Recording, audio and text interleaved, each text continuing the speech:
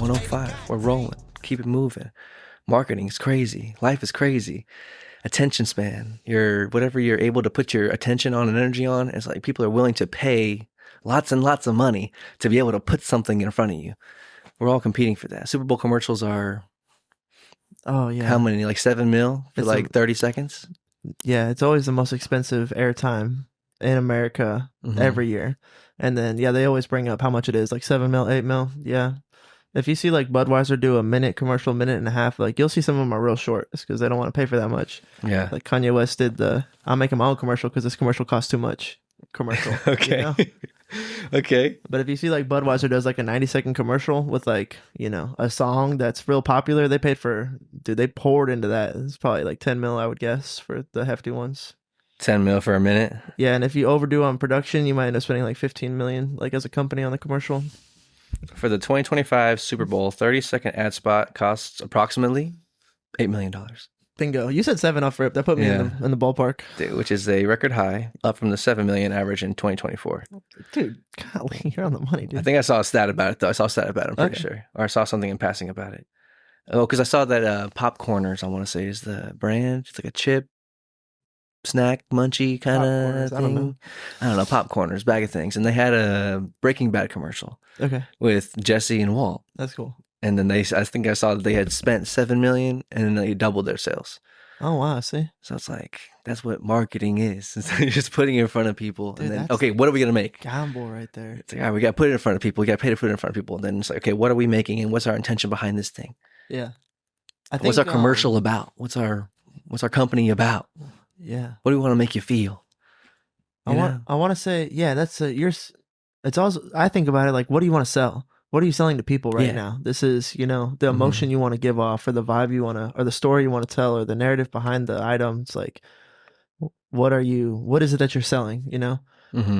It should be not just a product. It should be like a lifestyle or an emotion or a vibe or an energy or because people are wearing you like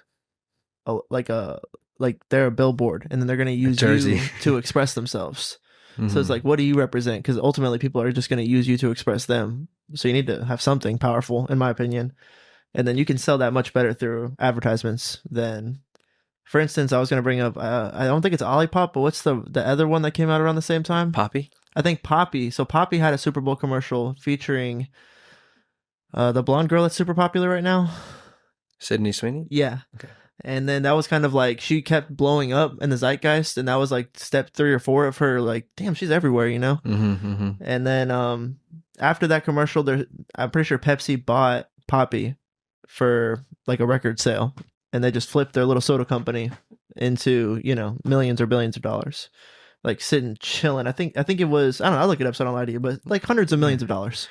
Poppy popping off. And this is from advertising? From my perception, what happened is that they owned the company. Then after the Super Bowl commercial, sales must have doubled or whatever, and then Pepsi stepped in and bought them at that point. And was like, "Nah, you guys, you cracked through. We're gonna take over now." And so thus the monopoly grows. It's just like, yeah, like, for real. That's us now. Because 50 Cent did the same thing with vitamin water. They got bought out by Pepsi at a certain point, and he made like 70 million off that deal from his stake. Let's fucking go, dog. Oh my gosh, yeah. Okay, so. This is why it stuck in my mind. Poppy was acquired by PepsiCo in 2025 for a headline price of $1.95 billion. $2 billion for that motherfucker. Nearly $2 billion. That's nice. So there was $300 million of anticipated taxes that were coming through. So it's like $1.65 billion is ultimately what they got for the brand. But yeah. How much in taxes? 300,000? 300K, yeah. Whew. You would think we'd have more amenities as a country, but I'm not. I want to talk about marketing, not politics. What are we talking about here? And who's in control of that? Who gets to just thinking, see that money? All that money. It was cool to think about. I was like, man, those people that were just like, we're gonna make a new soda because people like me don't drink sodas. And then they made these low-calorie sodas that were actually good, and the cool variety of flavors, like not just like Coke has like cherry and vanilla, and like then they've got caffeine-free Diet Coke Zero, but they didn't have like ginger ale and cream. They do have a cream soda, but only sometimes. You know what I'm saying? Like there's a ton. They have grape and shit. You don't have like a Sprite. Yeah, or what do you mean? Yeah, like a ginger ale. I guess they do on Sprite, right?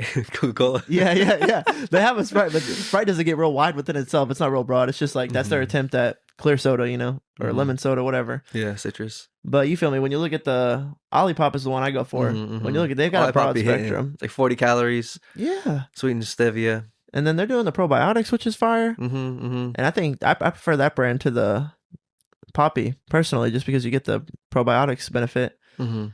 But so imagine just being like, let's make a soda that's healthy, throw some probiotics in there, some dope ass flavors. Like, dude, we don't drink sodas. Who's drinking sodas, man? And then you're like, fuck it, let's make a commercial, bro. What if we're gonna make a commercial? What would we do? I don't know, fucking pool party with Sydney Sweeney. She loves Poppy. She loves our soda, bro. It's like that's gas, bro. I kind of like that, bro. That's gonna hit. Imagine like Blake Griffin. That's gonna hit. Comes in, catches the Poppy, dunks it. Pool party erupts. That's the commercial. It's like, can we do that in 30 seconds? They're like 35 seconds. All right, bet. You pay $6 million. I don't know. Get your friend hook up to get Blake Griffin to come on the low. I don't know what you're doing at that point. What premium price you're paying?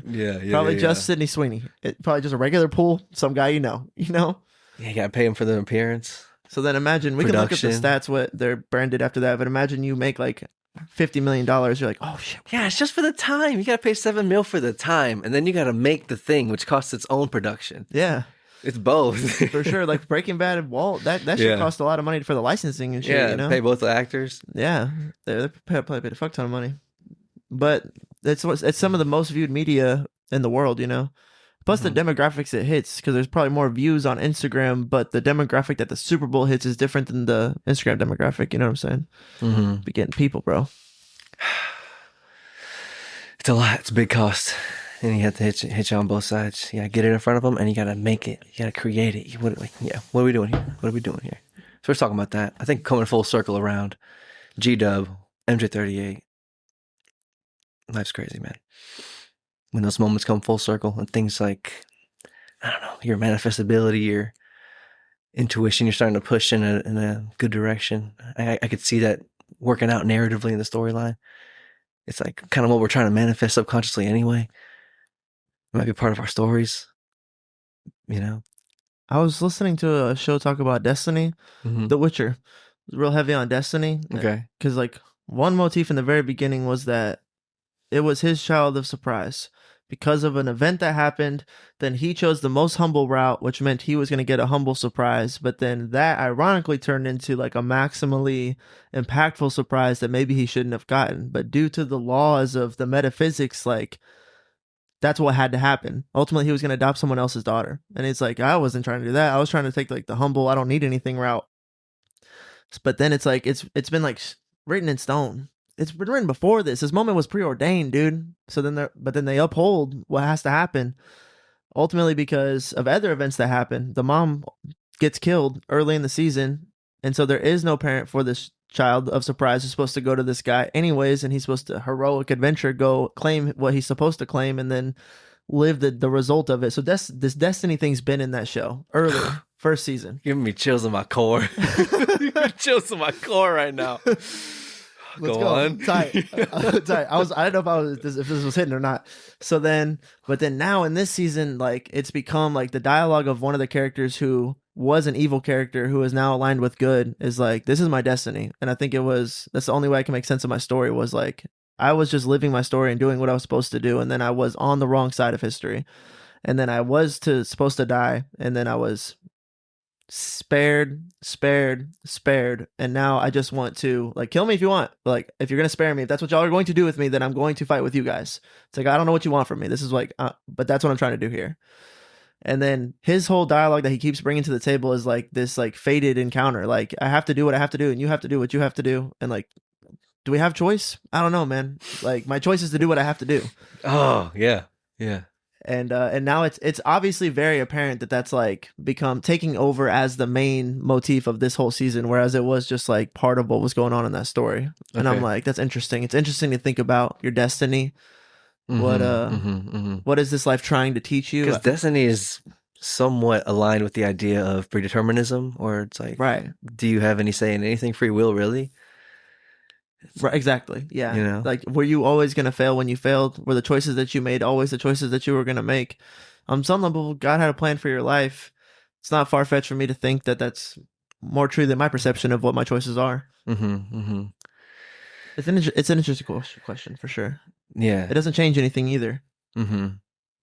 Because my perception of my free will is still my perception. I have to live in my perceptions. And your free will, if you could, dude, I think that's part of the God's plan, destiny, sort of underlying thing that underlies everything. It's just like, this is, if you could choose anything, what would you do with your free will? Right. What's the most optimum path? But let's also say that if you were going to make the right choice for what, because it's like you could be wrong. Like maybe if you were like, if I could do anything, I'd like to win the lottery right now. But it's like that might not be the best thing for you, or what your story is, or like there's more optimal outcomes. Okay, yes, I remember the story because I wanted to talk about this. Sick, dude. Okay. So I had a moment. Oh, this is so ill. Okay, so White Lotus, I wanted to bring it up because it was part of Sydney Sweeney swing. Okay, there's a moment in White Lotus where the black lady who's super cool. Yes. Okay, the massage Matilda, Bethany, what's her name? The massage lady. I don't know what her name is. It's okay. She's a character. The mom, yeah. Of the black kid. Yeah. In the Thailand season. Yeah, she's a mom. At first, she's like the masseuse lady. Yeah. So then early on, this rich lady comes in and she's like, "I'm gonna change your life." Blah blah blah. She puts up with all her bullshit because she's this rich person who tips her a lot, and then it gets to a point where she's like, "Let's do a business. Let's get you your own spa." And then it's like she ends up believing that maybe this lady could change her life, and then at that point, that's right whenever this lady fades back into having to deal with their own life, and it's like, "Oh yeah, I'm just like on vacation, and like I got stuff going on. I'm sorry." But in that moment, this lady's like, "Is my whole life gonna change?" And it's funny because I think every server can kind of relate to that on some level, where it's like there's some people that'll come through your life as a server where it's like, you could be a lawyer. Yeah, you just come fucking intern for me and do the thing, and we'll set it up one day, and blah, blah, blah. And you're like, I could be a fucking lawyer. I could fucking get out of this industry. Let's go. Do something fucking tight. Yeah. Matthew McConaughey in the fucking Lincoln. Yeah. Oh, man. Totally in the universe. You're getting me excited right now. It's easy to get excited by these ideas. Yeah. But ultimately, you have to understand that person, it's like, that's a big thing that they're talking about doing kind of loosely. So I'm always like, not on guard, but I never expect anybody to actually change my life. And even if they bring up like, "Oh man, come work for me, man," it's like, it's usually not. It's usually steakhouse talk, It's how people talk in a steakhouse. You gotta get nuanced with yourself, Couple cocktails deep. For sure. And I'm cool with that. I fuck with the sentiment that they're expressing. But, then I get kind of caught up with someone who's like, potentially maybe going to help revolutionize my business or change the way I do things. And maybe my life's going to change. And all of a sudden I get into this fantasy where I'm like, almost ready to burn the apron. I'm like, life's going to change for me. Let's go. But then at the same time, all of a sudden it can be like, no, that deal's not going to go through. And actually I'm going to be out of the country for the next like 6 months because I got this other deal that popped up. So like, I don't know, man, we got to put it on the back burner. And you're just like, fuck, dude. Snap back to reality. Oh, there goes Rabbity. So I think that that's always what that's represented in my mind. And I've spoken with my friends in the service industry, and they're like, "Oh yeah, it's so funny because it's like what they're referring to. Like the accidental hope you can put into someone who says like, I can get you a job doing some pharmaceutical sales rep stuff. Like, yeah, you want to get on? Let's do it." And then it's just like instant fall through. But then, okay, so there's this moment where that happens to me, and it hurt and it stung, and I'm just like, fuck. I guess I'm back to chasing leads, back to sales, back to cold calls. Jim Halpert in the office. Make a fucking deal happen, kid. I don't know. Yeah. But like the pursuit of that shining star that I pointed to, the pursuit of that thing that excited me and spoke to me, taught me something within the selling of our business that I think might have been critical for me to learn. Right? Like I needed to learn the exoskeleton package to understand. It's like I'm selling the idea of distributing your things to people within your demographic clientele that you don't currently have access to. That's what I'm selling. Yes. And a lot of the money that I'm saying this costs is directly the cost of the distribution. To get it in front of somebody. Yes. It's the $8 million for the Super Bowl commercial. Yes. Right. Like you need to pay for that thing. That's just for that. Right. Then you have to make it. It's like, so if you wanted to be on the Super Bowl, you could contact me allegedly and I could like make that happen for you. And then I'd be like, your bill is $8 million. But it's like, that's not what I'm making or what I'm charging you per se. It's like, I would break that down for you. You know what I'm saying? So it's like, but I have to be able to make that easily, instantly digestible, understand what's going on there. And then also if I can create a package that's as bare bones as it could possibly be, that just provides results.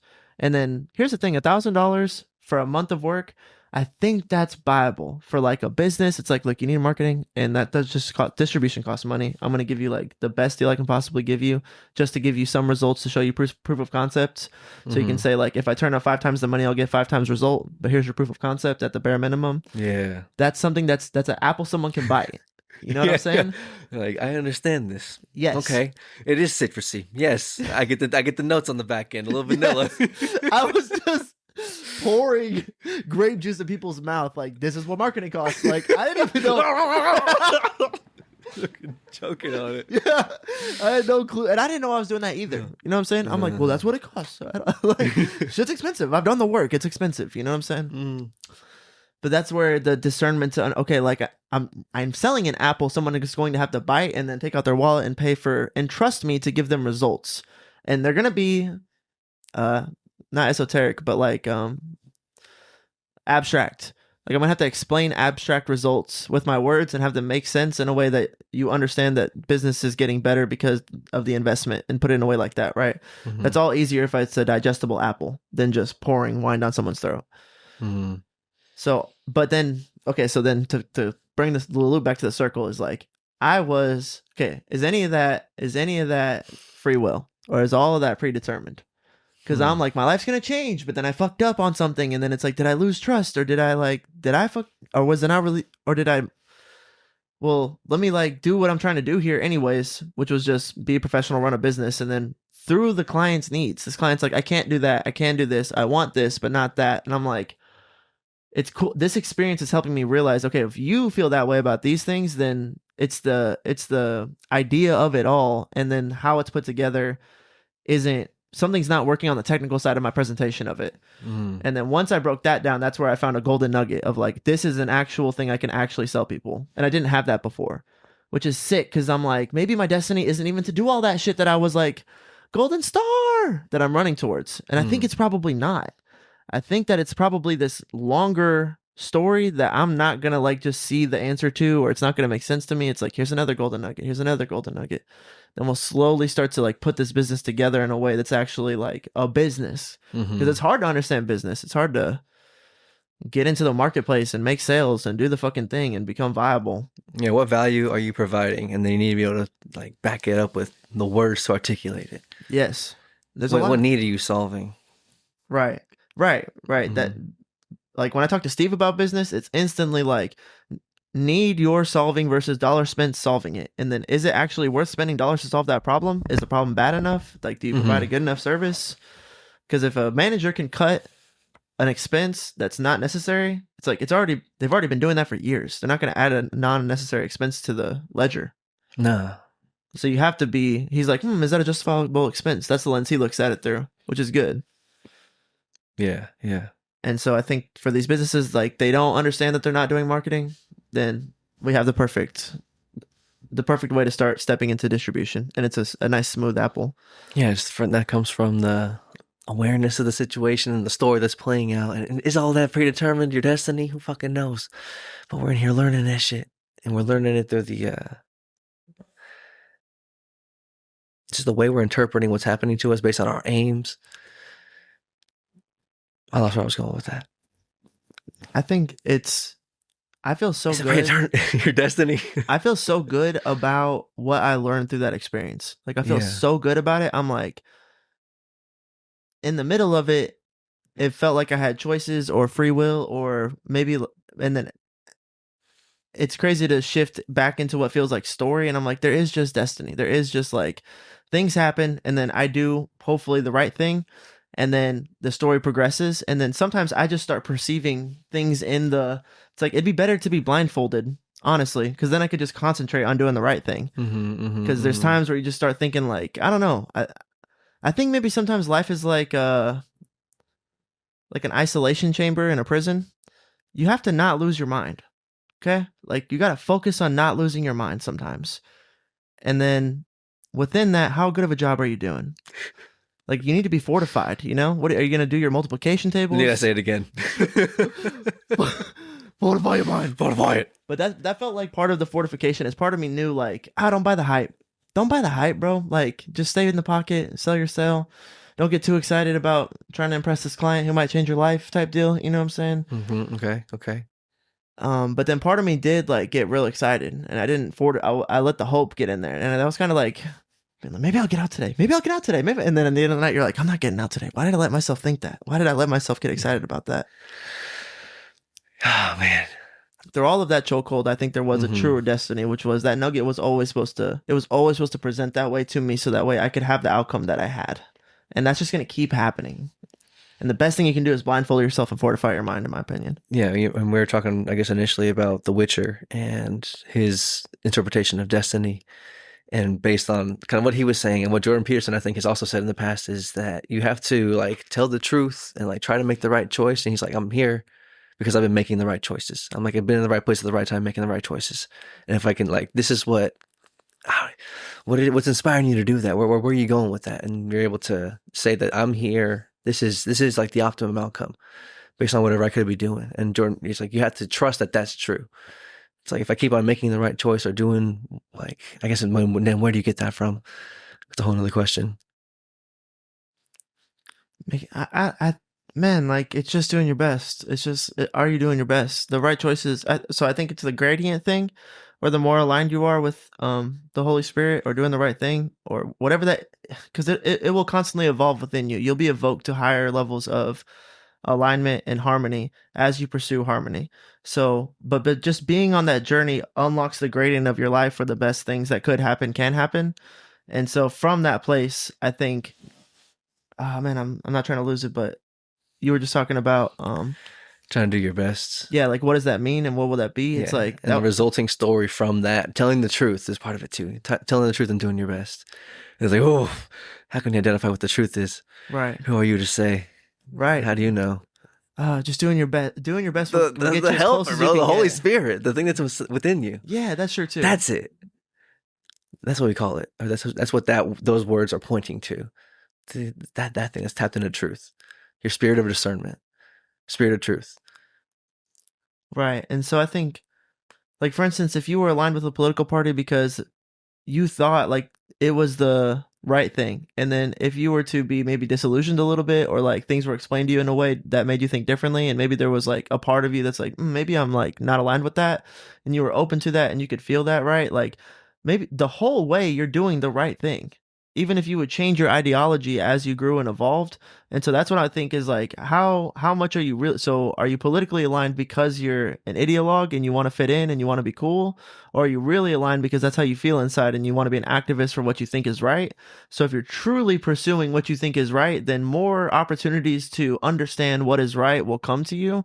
And then if you don't lie to yourself and you're honest, and then you go with what the Holy Spirit, or what what discerns if you're being honest, what the truth is. The light is the light, you know? Alignment with objective reality. When something happens and we're all witnessing it, like, it is truth, you know? And then you could lie later and say like, well, who's to say what the truth is? It's like, we witnessed it, you know? Like, the truth is the truth, and the lies are not the truth. It's exclusive. So if we all see something and we all feel like it was wrong that it happened, and you lie to yourself later, it's like, that is a lie. Like, you can't help but know that it's a lie within yourself. Even if you're not looking at it, your subconscious would know. Here's an instance that's separated but related. So in basketball, I've come to realize if someone shoots a selfish shot, it has a lower likelihood of going in. But if someone makes a great pass, that shot has a higher likelihood of going in, because of how everyone feels in that moment. Because unless the shooter is a true psychopath, like, there's a part of you that knows it was a little selfish and it was a force. And then there's a part of someone else that knows like, oh, that was a great play. This ball has an assist on it. Like, it has energy coming. Everyone's like, oh, great play. Like, no one's like, oh, that's nasty. And I just truly think that plays into what's happening here. So then translate that back to life. It's like, when you're making a selfish choice, it's like the you knows that, versus if it's the right thing to do, you know? Like, giving someone self-sacrificing. Right. We all know that's admirable, or that's worthy of something. Yeah. A little bit of something. It's like, that's like, good job, man. Helping somebody out. Right. I don't know why, like, giving a homeless person a coat. No one's like, why the fuck you do that, pussy? Dumbass. Yeah. He got you, bro. Everyone's kind of like, oh man, nice. Let's tie, or whatever. You know, you'd be, I think we would all be like, the opposite of condemn the behavior, approve the behavior. I don't know. At least to prove. Something like that. For sure. But it's like, so the question you're asking is, I'm pointing to a bunch of, it's like, yeah, the spirit of truth is in us. It's like, I think it's what part of Squid Games is kind of pointing at. In the very beginning too, when he's like, I bet somebody's not gonna go help that man out there who's fucking dying or like freezing outside. Like in the end when he's like talking to the guy in the hospital. Okay. And then he's like the guy who made the shit, you know, the old man. Oh. And then I think he dies before he's able to see that somebody. So like he died thinking that, you know what I'm saying? And then somebody does come and help him and give him a coat and it's called a ride or whatever. Wow. That's a statement. And then, yeah, spoiler alert for season 2, Squid Games, whenever he like hits him with the baby, you know what I'm saying? It would be literally such an easy thing to just throw it, like to kick it off. Yeah. You know what I'm saying? It's just the wrong thing to But do. it's actually not the easiest thing. You know what I'm saying? Doing the other thing is way harder. He just fucking, you know, like that's what it's pointing to, the self-sacrificing nature of what constitutes like better behavior. What is better behavior? What results in the best outcome possible? Like, we don't fucking know. We don't know. But hopefully the spirit, we can align ourselves closely with the spirit of discernment that's within us and then get closer to that path and then ultimately find out that your assessment of what the right thing to do is usually wrong, pretty much all the time. So it's like doing your best to figure out what the proper alignment is and then working towards that is your best bet. Yes. Yes. I think. And then the resulting outcome of whatever that looks like in the outside world is the best outcome that could have happened. Better for everyone, you know what I'm saying? You and like the fucking just like life itself. I think the proper attunement to being humble as a virtue is understanding that you're probably wrong most of the time, but still pursuing what you think the right thing is or the best thing is virtuous. But that's why I think they say be slow to speak and slow to anger, right? I don't know if that's scripturally exactly the quote. But I think that's love, right? Okay, right. Slow to speak and slow to anger. I think both are like, first is like, hold on, before you say what you're gonna say is like, you're probably wrong. And then the other thing is like, are you gonna get angry because you're wrong? It's like that's super embarrassing, you know? That's like negative energy happening, lower gradient. That's why being like slow to do any of that stuff, I think is you have a higher opportunity for a better outcome to happen, literally. And I think that's the Bible's pointing to that a lot, in my opinion, where it's trying to give you the maximum opportunity for the best thing to happen. It's like, here's a set of behaviors where you'll be aligned with God to work in your life. It's like, that would be the best thing that could happen. But then you could misalign yourself, and then it's just hard to get yourself out of this gray, cloudy bullshit hue you've got going on to your day. Yeah, whatever's... Because truthfully, objectively, watching your movie, like, do you like this movie? Is it a good movie? You know? Or how do you feel? You know what I'm saying? Also your day-to-day, what are you carrying with you? Right. It's like, we don't know. We don't know how people are like, yeah, because we're like in a solitary confinement thing here, bro. It's 1v1 in here, bro. Yeah, you gotta not go crazy. Yeah. Hold it together, y'all. Yeah. Hold it together, guys. I know there's a lot of shit going on. We're all going through a lot of shit. I want to crash out sometimes. I do. Life is crazy. Life is crazy. You gotta hold it, like, hold your water. Hold that shit. And what justifies that's like just part of the innate nature of being alive. The hold? Yeah. Part of being a man, for sure. Part of being a human. In my opinion, or how I define a man. It's like you're playing poker, high stakes poker, every day. Like, that's Jordan Peterson. I heard it in a podcast. It's like all your social interactions are all poker. And that people will bluff with their chips in their hands and say that they're more than, or their opinions are more than, or they're more aligned with knowing what the right thing to do is. Yes, God damn, you're on that. Couldn't formulate that sentence. Come on. And then sometimes they're right and they have the nuts, and you should let them win the pot. Yep. And then there's other times where they are bluffing because they want social currency, which is what their chips represent. They want you to fold. Yes. And then there's times where it's like, yeah, you have the nuts, but it's like, do you have the nuts? Yeah. Are you gonna talk yourself out of that thing, or do you care enough about this pot? Should you be caring more about pots? Why do you not? But the moments, right? You're playing poker though on that. That's how Jordan Peterson. I think I'm more aligned with what's going to happen next than you are, right, based on how we should be conducting ourselves and thinking about the situation, whatever the situation is. How should we be thinking about it? Yeah, what's a little more proper? Sometimes it comes down to like 1v1. Another player at the table is putting you all in, and it's like, you could have the best hand, but like socially, it's not beneficial for you to go all in against someone who, like your boss at work. You know what I'm saying? It's like, I shouldn't match that bet. I should just fold, even though maybe I have the nuts. You know? So you got to know when to hold on, know when to fold on. But when I define We're like, talking about poker terminology here.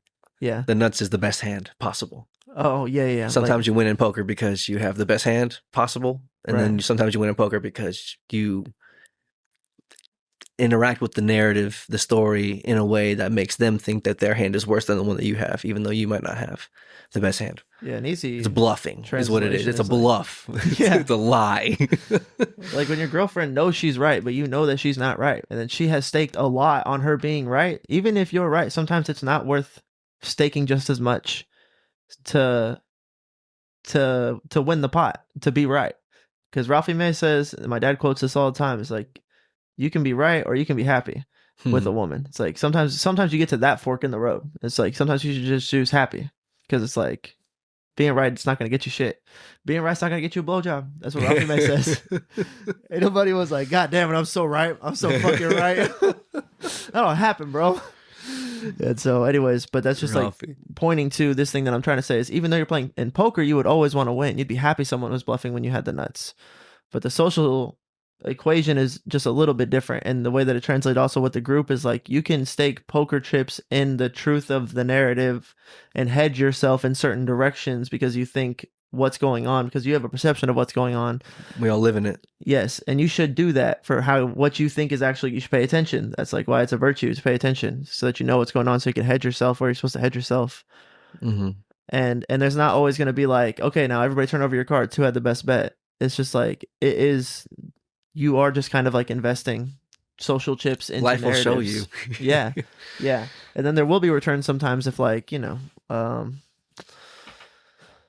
like you could have just, you know, developed some relationships in your life that you thought were important, and then maybe one of your friends, like, company ends up being really successful, and you were like, I always knew that he was going to be successful. I knew that was a good idea, so I invested, like, you know, like I cared, and I was tried to help when I could, and I showed up, and I just like wanted to be a part of that success, and now I'm getting a return because he's going to give me a job. So like literally your chips will like double or triple at that point because of how you invested them. So it's like poker in that sense. Because okay, Jordan Peterson says, as you're more right and aligned with the proper narratives, your chips naturally increase and double because you're in fold with truth. It's like it happens. You are investing chips, and what you invest in, if you're more aligned with what's actually going on, then it's just going to return positive upward momentum for you all the time. Because the sin is to invest them poorly and then to be lost in the narrative and not even know what's going on. And so that's another thing I'm trying to point to is these things are paradoxical. It's like if you make the right choice, things get better. And then the wrong choice is not the right choice. And it's so true in all of us that whether you want to be aligned with what's real or what's not real, it's like you're just wrong. And things are going to get worse for you because you're just wrong.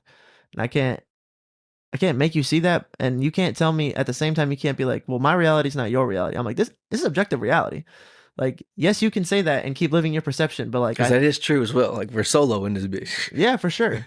And you have the right and the agency to keep running your own experiment. I can't like make you see that, you know, but I can invest my chips and social chips into you're wrong, and then that's gonna do good for me. And like, that's the game we're playing. Like, whether you like it or not. Like, I'm not trying to be rude. I'm just like trying to tell you RuneScape. You know what I'm saying? To explain some of the game mechanics. Yeah. So, but that's Jordan Peterson. That's why I love him, because he'll tell you that's RuneScape, bitch. He doesn't say bitch, but that's how we play, bitch. Yeah. 24 hours straight, bitch. And I'm like, facts, bro. Bro. So, yeah, dog. So just continuous alignment with hopefully the right thing, and then adjustment when you're not there. And then do we have free will to decide that? So okay, so the adjustment, right? If you're wrong and you adjust and you get right, I'm like, maybe that's God. Like, I had to be wrong. You know what I'm saying? Like a fool is an idiot. Like, they're gonna be wrong. But then in adjust, like a good adjust, God might have been giving me that good adjust 20,000 years ago when he was making the heavens. You know, 20,000 years ago. Like, that adjust was there before the Big Bang. You know? Oh yeah. That's what I'm like. I think that's probably true. Right. It's all God and your story with God. So it's like, is that destiny or is it free will? It's both. You know what I'm saying? It's fucking both. Yeah. It's both of them. Okay, I'm pointing to, it's not just free will alone. There is some destiny there. I guess like the preordained nature of before, you know, your optimum path is always in front of you. That's part of the nature of the game, because we're in time and we're experiencing moments like, just moments. We call them seconds. What are they really? We don't fucking know. We call them seconds, but we're experiencing that all the time, and that is our life. It's like that's like the basis level of our life, and then everything's so expandioso, Yeah, grandiose, expanding outwards from that. Yeah, I think it's predetermined, and the reason why is because I think that our perception of destiny is a very limited view on the way that God works. And I think a destiny makes sense to us as humans. And I'm like, preordained destiny, my life has but it's like, did God know my parents were going to divorce? I think he probably hoped the spirit of divorce wouldn't crack them, but did he know that they were going to fail?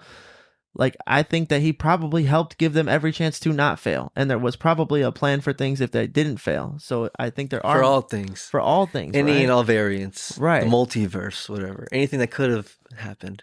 Right. Bigger conception of destiny than we have of one straight line to our purpose. Mm-hmm, mm-hmm. And so, yeah, when he's writing my story, that really impacts my story. So was my story written knowing that they were going to, I don't think so either. But then also, so on top of that, I think that the picture that he's painting is a lot bigger than my parents splitting up. It's like the picture that he's going to paint in my life is like that's just like maybe one color palette of what it's not the fucking subject matter. It's not how the feeling it's going to invoke in me when I look at the final picture. The divorce is like the kind of paper he used. It's irrelevant. Like, yes, it did make it up, but it's not what's happening to me now. So that's what I'm saying. My conception of destiny is not accurate with what God's going to doing with my life. And I think it's foolish for me to even try to pursue thinking about to some degree. That's what I'm trying to point to, because God is like nothing outside of our comprehension. Yeah. Right on the outside. Yeah. We can't get there. Yeah. You can't get there. As soon as you get closer, it just pushes it back. You're better off blindfolding yourself. It's ever expanding. You can't reach the bottom of it. Right. It's that complex. It's that deep. That's hard to put your mind around. The thing right outside. Yeah, I think I had kind of a dream alluding to that idea of like I was in my mind, sleeping, and I was doing excavating, and then I like was hitting this corner of the room. I was in like the bottom corner of like a big, like cube, hollowed out room of mining and excavation. And then I was knocking in the corner. I turned around, turned back around, and then the corner had expanded into like another part of the map just opened up.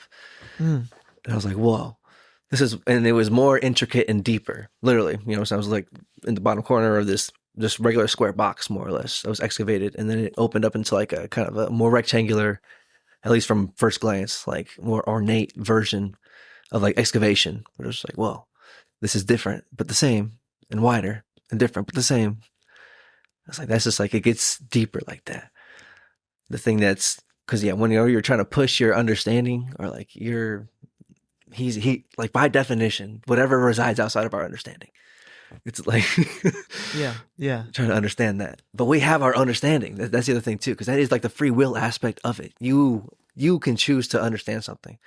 Yes. That's kind of what David Goggins is pointing to. He's like, dude, I was overweight by X amount, like over 100 pounds, whatever it was, whatever he's crazy, whatever his story was. He's like, and I wasn't a good student, wasn't like very adept in like learning or reading or doing any of that shit, studying. But then he had to pass these certain tests for his military exams and doing all this and losing all that weight to reach a certain weight and height limit at a certain point in time. It's like 3 months, whatever it was, maybe less. It's like, he's like, I just decided to do it. I just did that thing. That's kind of what Big Sean's pointing to. I decided. It's just like, I'm doing this. Yeah. I'm like, okay, and what is that? I'm doing this. Because you have this free will, but then it's like, okay, well, what are you doing? I'm executing my free will to the highest of my understanding. And that's it. And having faith that the thing that resides outside my understanding is like for me and loves me like a father. Yes. Yes. As if he created me. Whatever created my understanding of things. Yeah, and our perception of how could you find like the video game character understanding the one who made the video games, like my character in RuneScape knowing like about me personally. Yeah, that's pretty cool. Talking to Mr. Hanky, he was like, what's up dog, how's it going? I know what his life is, you know what I'm saying? He's just like, I feel like I feel like going and killing these crabs today. Just going and fighting. He's like, damn, I love killing crabs, bro. Knowing that I'm like watching him doing all this and like controlling him to a degree. Right. You know? Yeah, it's a little different, more separated from that, more nuanced than that. Yeah, but that's like God has a loving father-like relationship with Mr. Hanky. Yeah, which is sick. This is my guy. Yeah, this is me out there. He puts on for us. Yeah, he wears the jersey, and he loves us. Like the way my heart break. Like pulled Demi out of the gym daycare yesterday, and I guess they called me because they said like for the last 10 minutes, like the gym daycare closes at 8, but they called me at 7:55, and they're like for the last 10 minutes, Demi's been crying really hard. Oh, so you might want to come get her. Even though I know there's like 5 minutes left, you're probably finishing up. But if you can come, just come get her. And I was like, okay. But then like I get there, and she's like crying for sure. But then I like pick her up, and she's like sees me, and she's like, like a person, you know, like out of breath, like exasperated, like. Oh no! I'd never seen her cry that hard. Where she's like. I was like, no. yo, what the hell? And I guess like she was just tired and cranky, and she was good the whole time. She didn't go to daycare, so she was like super good. But then I guess she was just cooked. I don't know. But then like my heart like sank. You know what I'm saying? I'm like, well, like catch your breath. You know, like I gotta make sure you can breathe. I'm tripping right now. You know. And then I feel like terrible when I'm driving home. I'm like, man, if I'd have finished like 15 minutes earlier, that never would have happened. She was having a good time, I guess, until that point. Then she was freaked out. And like, yeah, God's like that with us too. It's like, oh man, like it's crazy to conceptualize it like that, because it's not just like Avatar Mr. Hanky on the computer. It's like he wants to like pick us up and hold us and kiss us on the head and say, it's a little baby, like, it's okay, I love you. What do you want? You want a credit card, Corvette? What do you want? I can't get you a Corvette, but like, I'll get you anything you want. Yeah, it's like, but then God's trying to do the right thing for us too. But he loves us like that though. Yeah, you can't have your kid eat candy all the time. Right. Yeah, it's better if she doesn't, you know. And so I think that that's a cool nuance to when you're reading the scripture and stuff like that. Like that's always there, like through all the things, everything that's going on. It's always that level of love attached to all of his creation too, which is just fighting the urge to not mess up their own life most of the time, to rebel against him. Yeah, to run away from that relationship. Yeah, and that's really what's just going on here. To worship other gods, whatever that means. Right, aligning with something that's going to create a worse outcome going forward. Yeah, it's like no, it's just wrong, man. For me, it's a combination of discontentment for my current setting and anxiety about my future setting that probably generates most of my negative emotions that would result in me not just doing what I'm supposed to do. Because, because we all want, because in my opinion, we all want a life that we really fuck with. Like, yeah, it's my fucking life, dog. I fucking live that shit. Yes, to a degree, yeah. Yeah, you want the house you want, with the wife you want, with the car you want, with the kid you want, with the daily thing you're doing that you want. You want it to look how you want it to look, and then like you'd be like, this is worth it. And I think that like over pursual of that is the thing that I needed to get over the most, and I'm still working on it. It's just like we're good right now, or this is like the intention. This is where God has us right now, and all we have is do the next right thing. Yeah, that's it. And then God wants us, like a good father, to have the doctor job and to go to UT and to fucking, you know, be all we can be, player. God wants that too. Yeah. And how he's getting us there is like, just you'd be better off putting a blindfold on and just do the right thing. Yeah. Not look at it. You know, you're just getting distracted. Yeah, you're trying to do the right thing to create whatever you think would be a worthy sacrificial or like result of a sacrifice outcomes. Like it makes it worth it. This what justifies the pain and suffering. Yes. That's just innately in this bitch. Right. Because we're partly human, or the ego, whatever. I think there's a part of us trying to justify that question. I heard my sister say it a couple weeks ago. She was just like, oh, this isn't worth it. And she's like, man, maybe I should go do something about how I feel about that. Hit a workout, go to my doctor. I don't know, man. You know, I don't want to wake up and say, oh, this isn't worth it. I'm just like, but now in this moment, I'm like, that's just the question. Like, don't be overly critical of yourself for being like waking up and just being honest about the answer. It's like, that's the question. Is it worth it? You know, deep down. Yeah. What's your belief in that? It's deep. It's deep out here. It's fucking deep out here. How we doing on time? I think we're good. Should we still have at least like 30 minutes or so? So sick. Is it worth it for you? I just remembered our brand. Yeah. Oh, that's it, bro. That's the question we're asking ourselves. What makes you get out of bed in the morning? What makes you get out of bed in the morning? Fucking great. It's not necessarily that I've got like It's worth it. But graceful good was like, not worth it. Like right there, what gets you out of bed in the morning, you know? At that moment, it was grit for show. I don't know. Maybe Being productive, feeling useful, like, you know what I'm saying, doing something. Yeah, my baby crying. It gets me out of bed, literally. Your kids, yeah, there you go. Your kids are definitely like, that should be the answer for sure if you have children. That's up there. It's just like, and you have your own story too. But yeah, your responsibilities, being productive, taking care of what you got to take care of, your body, your fucking, how you're eating. It's wild. It gets fucking deep. People try to control that for whatever reason. Can't tell you. People just want to control other people sometimes. I think love, honestly, probably love is a lot of it.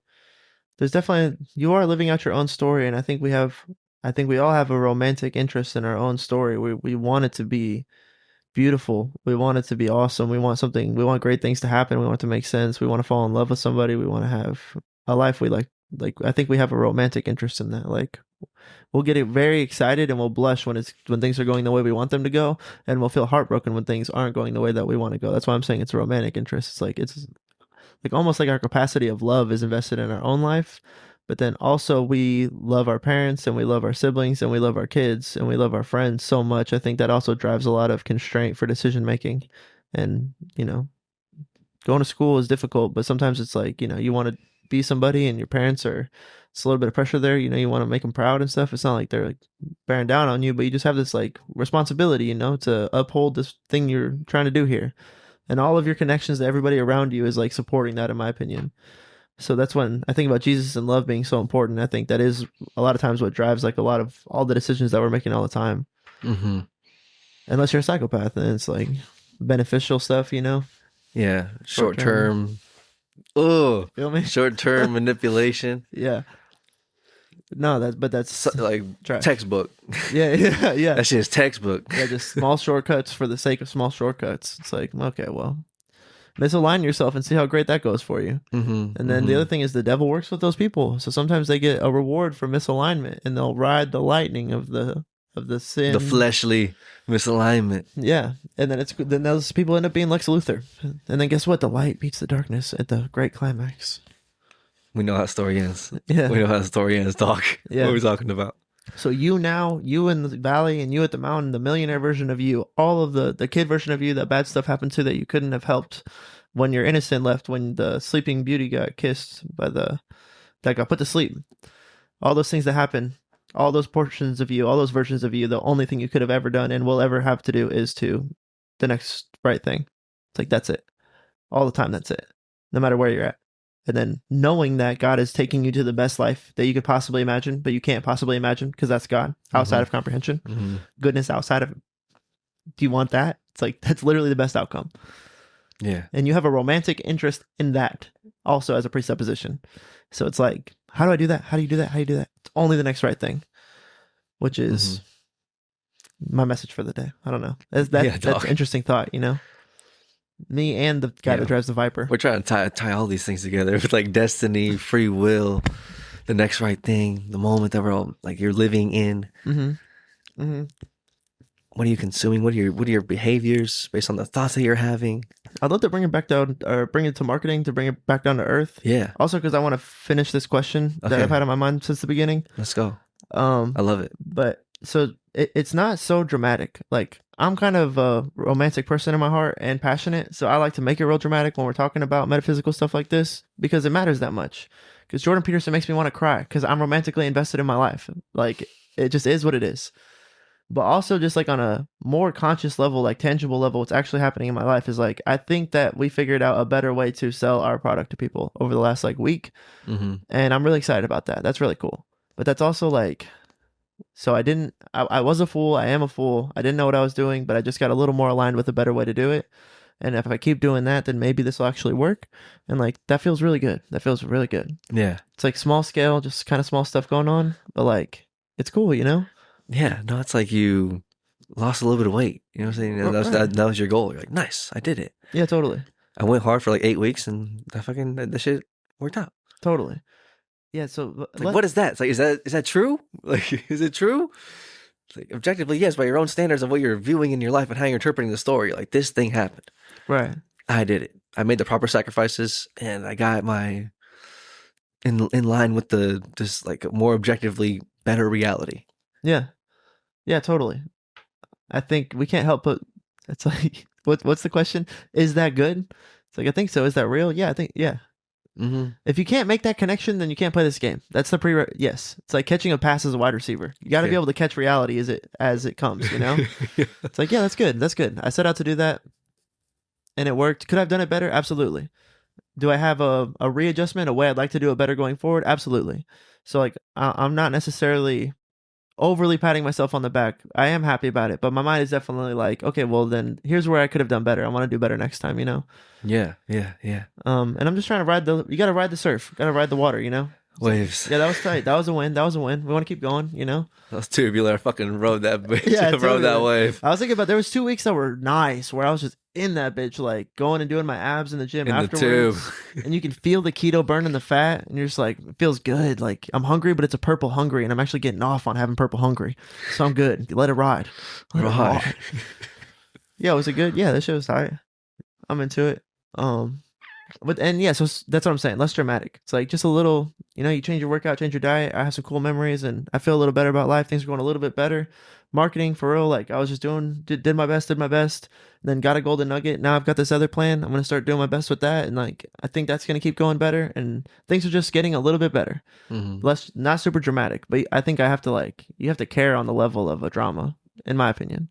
I think you should. It's your life. It's your fucking life. That's how I cope with the question of, is it worth it? I fucking hinge like a fan, like a Colts fan. I'm fucking like, make a tackle! Make a fucking tackle! You're killing us all game. Where did you play? Pop Warner, Town and Country? Fucking, who did you play for growing up? Is that how your coach taught you when you were a kid? You know, like my dad. It's like, that's the level of passion I want to have about my own life. And it's hard to have it sometimes. Mm-hmm. It's a lot of doldrums, a lot of same shit over and over and over again. A lot of times you're working in a place that isn't boats and hoes. Yeah, it's fucking days. Long time in the desert. Weeks, months, years. Years in a dish pit, dude. Some people's life. That's going to be your story. It ain't all boats and hoes. Maybe that's what they're meant to do. That's what I'm saying is our perception of what life is. It's like what a good life is. I don't think we have a good perception of. I think we think like job, good job, house, car, hot wife, dog, dope dog, yard, baby, cool baby, smart baby. Yeah. Superstar athlete baby. Rip baby. He's jacked up, dog. He's fucking Jack dog. Everybody big over here. But then I think reality might be like working 6 years for an industry where you're just getting by, and then like maybe like economy gets worse and you're making less money, you got a budget, and then maybe it's like you find a way to make money in a bad economy. 6 years of that, economy turns around. Maybe you're smart enough to start investing. You're like, hey, when the economy's going up, we should invest because it's going to be bad for like 8 to 12 years here in like 3 or 4 years because I've seen recession happen and stuff. It's like maybe it's a lot of just being in the desert is what I'm trying to say. Just being in the desert. You don't get that $1 million glass house. I always think the athletes do it for 3 years in the desert in the NFL on a rookie contract. Then they get their $20 million contract and they buy a big house and they're like, I made it, bitch. And I think we all think that moment's coming for us. And I'm like, I don't know if that's really what life is as defined in the Bible. Mm-hmm. Please jump in. Or even whenever you get that moment, like you still got practice the next day or you still got the game the next week. Yeah, next season coming up. And it's like, how are you going to act then? It's like, are you doing this thing? Are you really worth this fucking contract we're paying you? Hell yeah. To a degree? Yeah. You gotta keep grinding for sure, but I'll grind nice in a Gucci boots. Yeah. Showing up in my Gucci car. I'll grind real hard. No, but that's what, in my mind, it's like, once that loop gets reinforced like that, y'all are fucked. That's what I always thought. Mm-hmm. Once I'm really stunned on y'all, and there's nothing you can't tell me shit, you know what I'm saying? I'm on. Yeah, you're gonna get the best of me.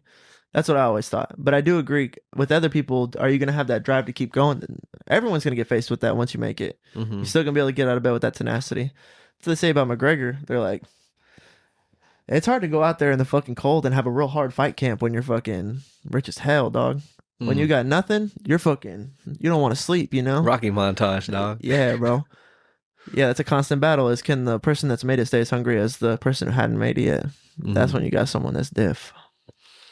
Yeah. But I think personally, I always thought about like the NFL. You always got more to prove, right? Just because you're A star. That's probably the first stage, right? Can you be a star? Then can you be a household name? Like then can you win a championship, right? Then even if once you win the championship, it's like Hall of Fame. Can you do it again? Yeah, can you double down or whatever it is, or like player of the month is cool, but like can you be offensive player of the year? Like there's always gonna be like a next goal to achieve, which is a problem for some people, but I think it's a good motivational tool to keep yourself like engaged. Mm-hmm. Mm-hmm. This marketing question I wanted to round up since things are getting better. Here's the ChatGPT prompt. My perception is that Poppy blew up after the Super Bowl commercial, and then they sold. What was their value pre-commercial? How much did they invest in the commercial? And what was the positive outcome that drew Pepsi's attention from the commercial? Send. Let's go. Chatbot. Because yeah, in my opinion, this is like the why marketing works. This is like a story you would be happy to tell people. Okay, so for 2024, they revenued 500 million. Earlier years, they had about 100 million in 2023. So they went 100 million, then they went 500 million. And then some good growth. Poppy ran a 60-second Super Bowl ad in 2024 once they came up, I guess, from the 100 to the 500. Well, the Super Bowl is in February. So that's also what we're looking at. That's like the whole year post commercial. For the 2025 campaign, Soda Thoughts, they engaged influencers in large scale actions and positioned themselves heavily around that movement. They sent 32 soda machines filled with poppies to influencers ahead of the game. And then I guess that was also like while everything's going on in the commercial, people were also being like, I got a poppy vending machine. Like about 32 different influencers were doing that. Okay. Which is kind of a cool campaign. Yeah, double down on that. That's nice. That's nice. Flood the socials, like get it all up in the algorithm, baby. And then this world we're in. They jumped well, we don't know exactly. 1.9 bill, right? Yeah. It said that they spent about 8 million. So this is kind of what we can kind of draw from ChatGPT. It says they were at 100 million the year before, then Super Bowl happens and they go to 500 million, and then they sell that year to Pepsi for almost 2 bill, but then taxes bring it down, but 1.9 bill. And their commercial cost them 8 million. It's like that's a come up, bro. 7 million of that was for the 30 seconds. It's a 1 million for $1 million for all the production. Yes. And then if you made 100 million, you were like, fuck it, dude, Super Bowl commercial, let's go, let's do it to the moon. And then 5x is your money. You're like, dude, we're really balling now. Pepsi's like, all right, well, we need a healthy soda, so we got you on 1.9 bill. I like Olipop more. Me too. Me too. I don't know how many times I've had Poppy before though. I accidentally thought it was Olipop a couple times, and then I get it, and I'm like, oh, this isn't Olipop. It's okay, but I think I've had that experience maybe at least once or twice, and I was like, nah, I'll stick to the Olipop, right? Yeah. I don't think they have a cream soda one, do they? They probably do. All that to say, marketing fucking works. That's like the grandest scale principle of how well it could work. If you have a good product and you put it in front of the right people, you could 5x your income, especially if you're shipping globally. It's different if you're like a service, like if we're going to market a service or market a restaurant, they're not shipping like that. So 5xing your money might be a lofty goal. But this company, 5x their money and then had so much value after that they sold for, so if they're making 500 and they sold for 2B, that's 4x. So they 5x their money, then sold for 4x that. That's fucking nutty. Who wouldn't want to do that? Just from distribution of visibility. Mm-hmm. Mm-hmm. The right actor, actress, at the right time. Mm-hmm. Mm-hmm. Selling the right emotion and the right lifestyle to the right people. To the moon. To the moon. So, yeah, our business I feel like we're going fucking Donald Draper in this bitch, dog. The fullest extent of it would be when I say people can't afford to have someone make their content. I'm saying like you can't afford Sydney Sweeney. Like that's not what you're doing right here. You're trying to just get distribution and viewership. But the right client that does want to do fucking what Poppy did, you know what I'm saying? Like we could really do that shit. We could sell that idea or that. We could come up with that concept and I think do like some heavy damage. But at a bare minimum, people should be doing distribution of viewership. And then maybe we'll find the right client. You know, we can have success stories. We can do a lot with MetaSuite. This is also what our friend who works with us on the other marketing department, pretty much what his business is. Exactly, dude. Fuck, dude. It's funny because I used to think what our old boss, lady boss, I thought her business was a viable working business, and so we were emulating that. It turns out it's not. Then I'm like, then I realigned myself within what would work within the marketplace or what I thought, and then I looked up and I'm like, oh, that's what his successful business does, huh? It's like, well, I guess I'm kind of aligning myself with that business. And it's funny, I'm just like, what's working here? It's like, okay, it's crazy. So yeah, another pointer is following the lady boss's business that I thought was working was like destiny of my story, of me just trying to do the right thing or find the North Star. It's what was presented to me. And was it the right thing? No. But just like the pursuit of that and aligning myself with more of the right things put myself in a position to be able to look up and see that this person is doing that same thing, but more properly and more right. And it is a viable business. And it's like the whole time I was trying to figure that part out. So sometimes you just got to follow the river and not get washed out to get to the answer. And then, yeah, you're looking around like getting all these emotions and feelings about what you're seeing. But like God is taking you to the place you're supposed to go, you know? Yeah, that's destiny, in my opinion. What do you think destiny is? I think that's, I don't know. After all this, that's where I'm at. That's where I started. That's where I'm ending. I don't know. Questions, not answers. I know that there's something outside of what I know, you know, and that's it. That's all I could say. That's all I got to start with. That's all I got to end with.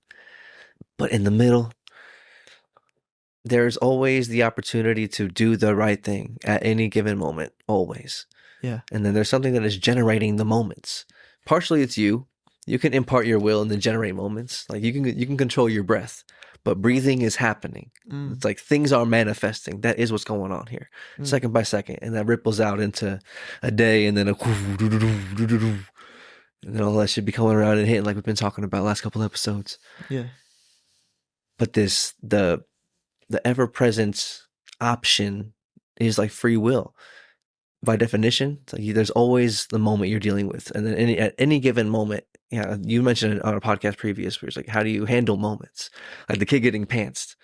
It's like the same situation can happen to anyone, but then how do you handle moments? What's your generator? What's your machine? What's your transmutation process like? We're all just inheriting moments and like behaving within them, thinking within them, acting, choosing to go to the gym, choosing not to go to the gym, choosing whatever you got going on. Yeah. You know? Yeah. And then there's always the option to do the right thing, whatever that is. Yeah. I think that proper sacrifice for better thing. All you got, your perception. You got to like do your best to maximize that with your free will. Right. So destiny for me, I'm not 100% sure. But I think that is part of it. Like maximizing your ability to comprehend and grapple with what's happening here and try to project future forward what is going to happen and make that better for you and your family and your community and your state and your country and your fucking world and just like outwards, every concentric circle. And then for today, tomorrow, we can't eat these seeds right now. We got to save them. We got to like get in that, like we got to be doing things now to protect and project our future forward in a way that is like, we're going to be sustainable and can keep going, can keep playing games. We don't want to die, you know, of course. Necessarily. Of course not. I think inherently that we're trying to take care of ourselves, you know what I'm saying? Like it's forever. Yeah. So we're hungry. How do we solve that? You know what I'm saying? We're hungry. How do we fix that? Yeah. Then we started eating stuff and finding out who was dying, and then we're just figuring out what's good for us, what's poisonous, what's a good process to keep this going forward as well. Agriculture, farming, fake meat now. Yeah, we're in a weird spot now where we can do like anything. Technology's getting pretty cool. Apparently Elon Musk is going to unveil flying cars by the end of the year. Oh yeah, dude, I was listening to that on Elon Joe right now. Believe that shit, dude? Yeah, he's just like, I'm not going to say a lot about it. So he does it have retractable wings or something? He's like, it's going to be the the biggest unveil of all time. Yeah. I think it has Tell me more. No, most unforgettable unveil of all time. Over and over. It's either gonna be amazing or terrible. Either way, the biggest. Yeah. Yeah, I think he's gonna unveil a flying car. He said, he's like, I just think that if people want to buy a flying car, they should be able to buy a flying car. That's all. Is that against the law? No. Okay. You want a flying car? I'll sell you one. It's like, yo, what? Yo. What the fuck are you saying right now? Yeah, I was gonna say, what do you think it's gonna be like? Dude, Do you think it's gonna fly? How high do you think it's gonna be able to fly? Dude, it has to get high enough to have an air traffic lane. You know? I don't know. I imagine for integration. Like a drone? Yeah, maybe. Okay, so I think it'll be like the maximum it'll really go is like 20 feet.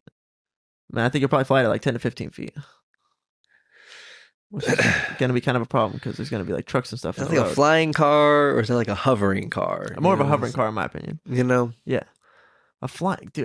Like. That's what I'm saying. Is he saying? Weasley in this bitch, dude? Yeah, talking. Whipping in the sky, bro. Whipping. Yo, that'd be sad. But yeah, I buy one, bro. I save up for one, bro. Lay away, dog. Give me a discount. $5 million. We go anywhere. Go anywhere. Yeah, everyone's your own private jet. I'll legit fly to, how long would it take to get to Miami, do you think?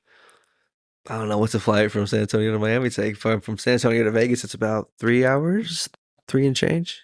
I would guess like 6 to 8 hours. That's what I would guess. Probably like 6. So yeah, if I could drive like 2 hours in my flying car and then like stop somewhere and fill up gas or whatever. Fill up flying fuel? Jet fuel in my fucking car. Yeah, what do you put in that? What are you going to power it with? Electricity? Bro. Oh, with them Teslas. Oh shit, bro. With them Teslas. You can just charge it in a Tesla spot? Dude. You can whip in a fucking flying car? So, like, yeah, I'm thinking maybe, I don't know, who knows? It can't be safe, though. What the fuck? Maybe it's like a flying feature you have to, I don't know, dude. It's going to be cool to see this, though, in the next, he said, yeah, he wanted it by the end of 2025 to be unveiled. So that's soon. It's already like mid-November coming up. Unless he just wanted to go viral. He said, in a couple months, flying cars. That's what I heard. Yeah, I don't know. I think you're right, for sure. I think it's going to be a hovering car. Right. Not so much a flying car. Like Ronald Weasley. If we're sky whipping, bro, I don't, like I'm telling you, I will not buy another car.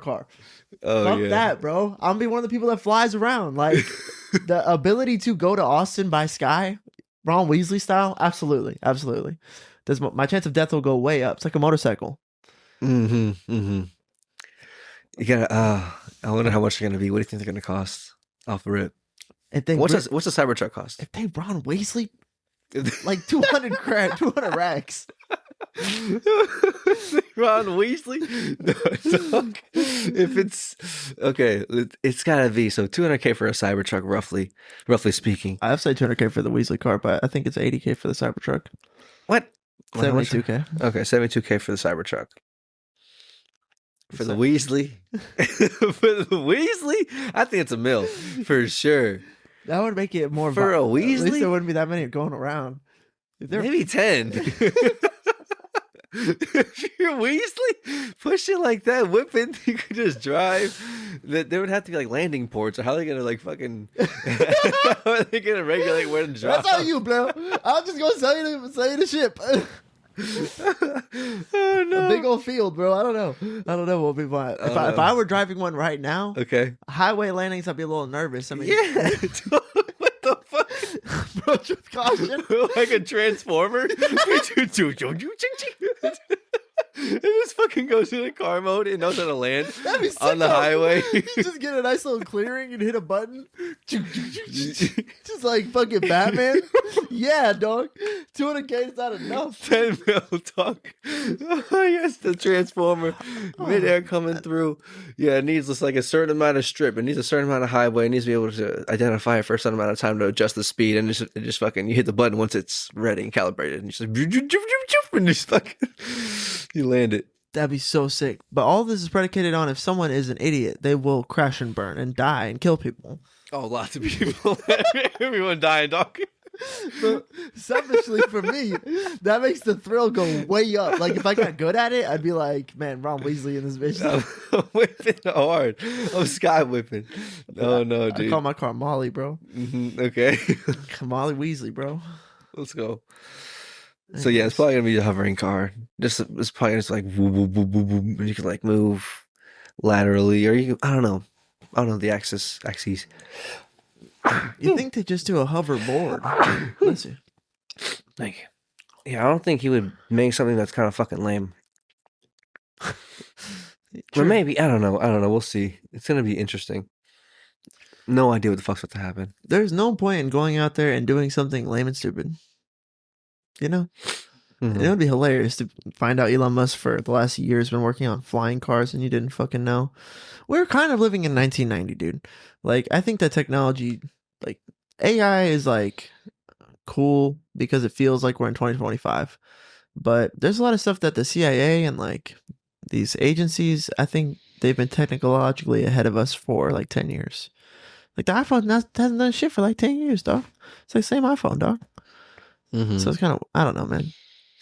I can't think of an example of a piece of technology that they know things could be better and they're not like just letting us have better things. But I do think that there is some of that out there. So what?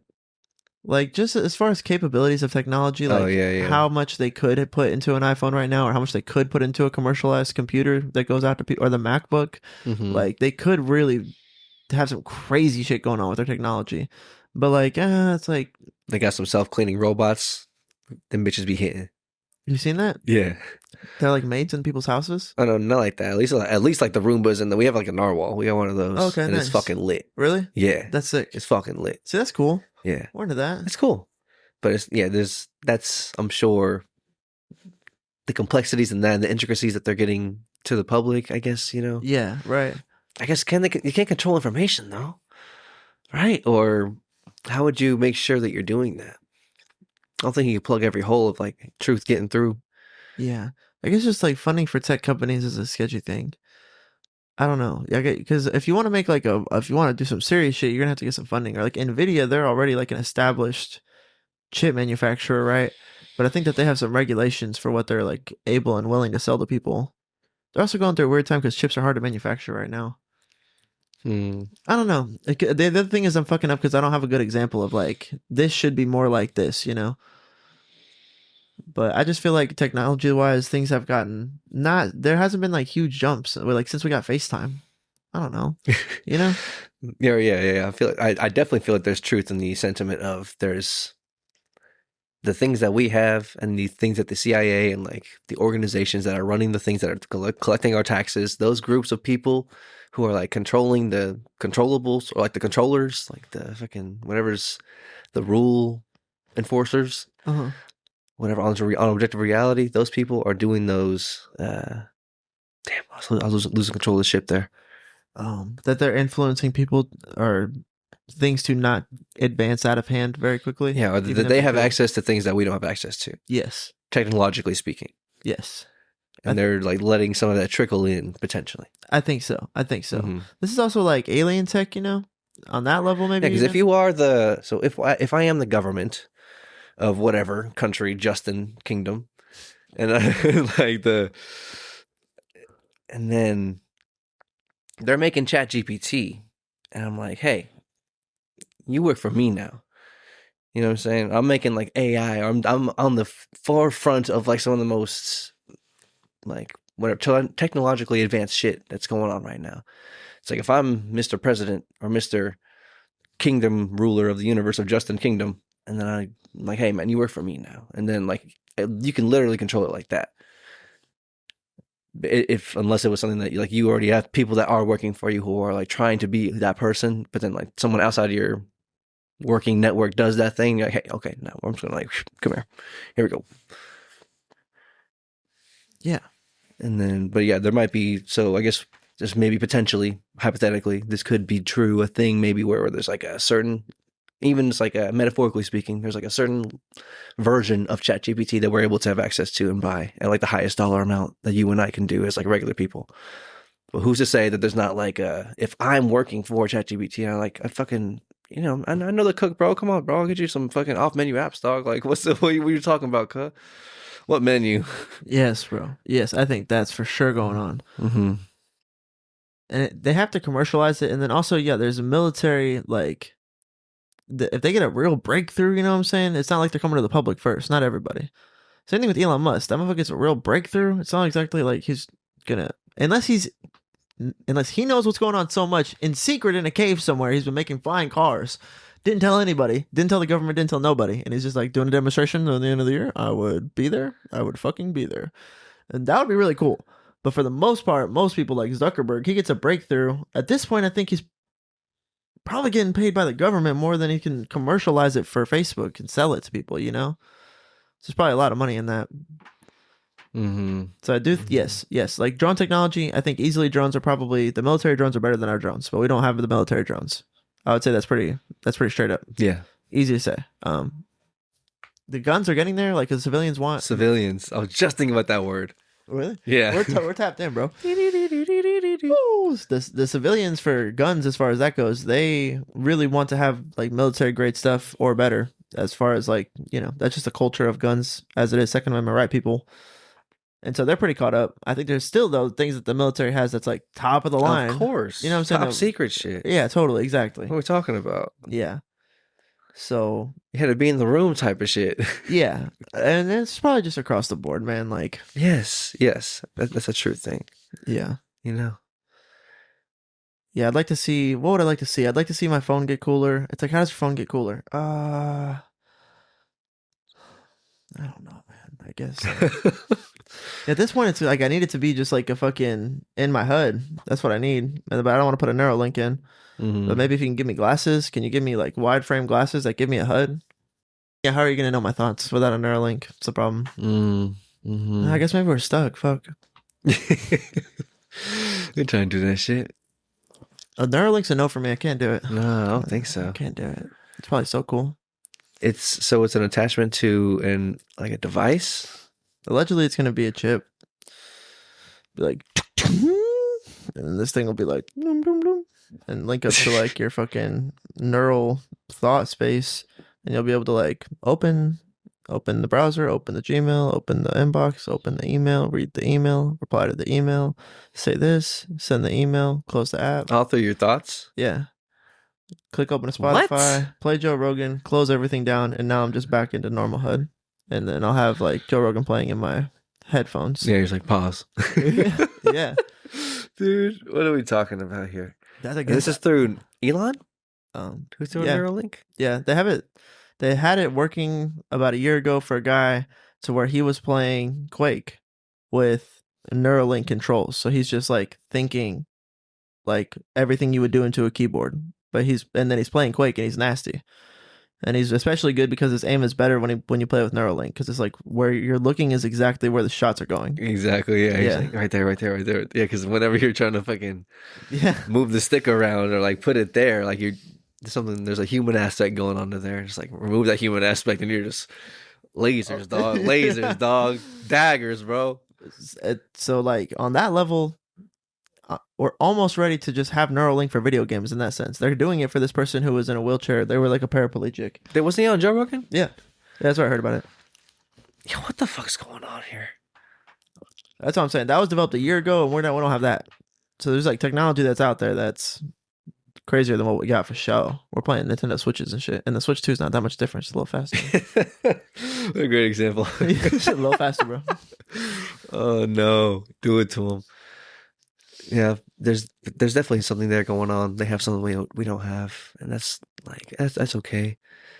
Blindfold, dude. Better have a blindfold. I don't give a fuck. I don't give a fuck. Doesn't matter. Phone's phone. I don't give a fuck. Like, there's gonna be natty equipment. Like when people got a wallet, everyone got a wallet. It's like there's just like natty equipment that we have in this life. We had a compass for a while. Now we have watches. Now you got an iPhone. You need to get yourself set up with the natty equipment and then let God cook in your life.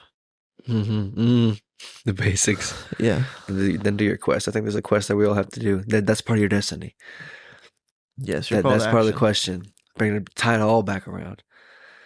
Yeah, there's like the basic game mechanics, and then there is a quest that you're supposed to be doing. And that's kind of like the question of destiny and free will. It's like yes and no.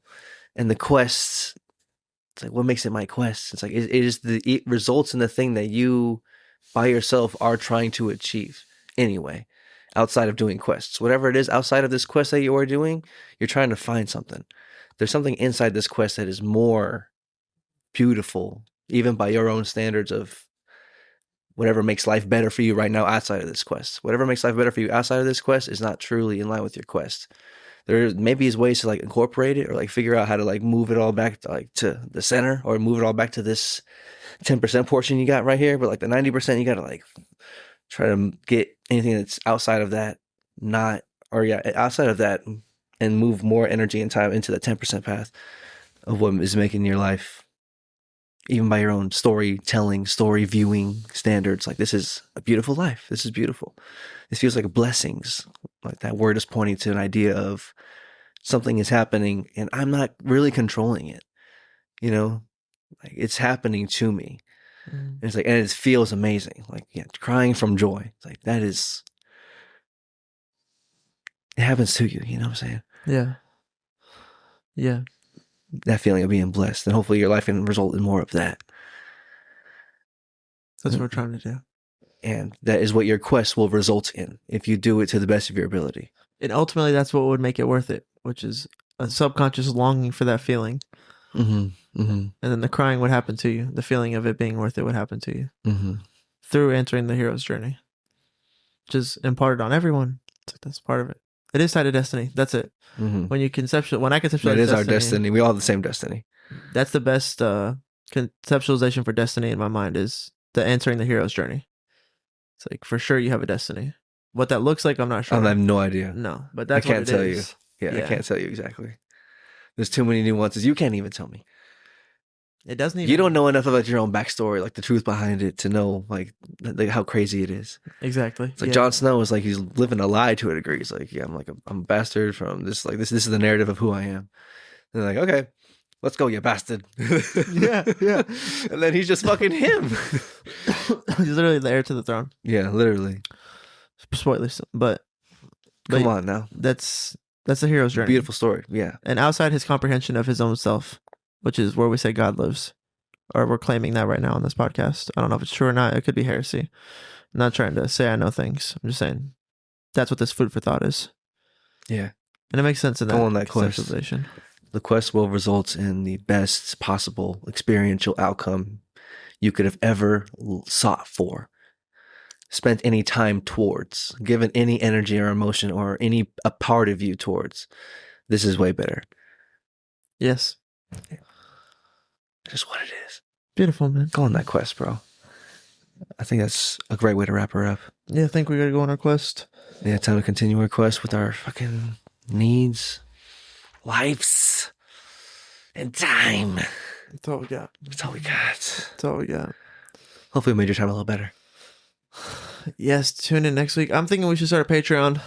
Okay. You've already said this to me a few times. It's really your idea, but have you seen the way, I'm talking to you guys too on the other end of this podcast, you seen the way Matt and Shane do their Patreon?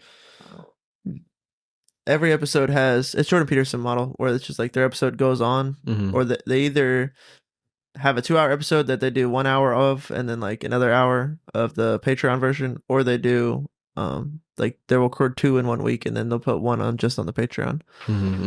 And so not to try to gouge y'all for money, but I just feel like eventually we should maybe find a way to, if we could record 2 hours at once eventually, just do an hour for this, hour for that.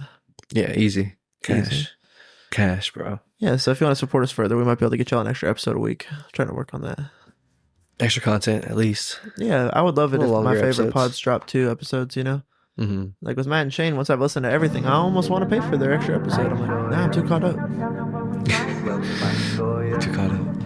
Hell yeah, bro. See you on the flip. Love you guys. Peace. Rolling through the city to the light show. Really ain't no telling where we might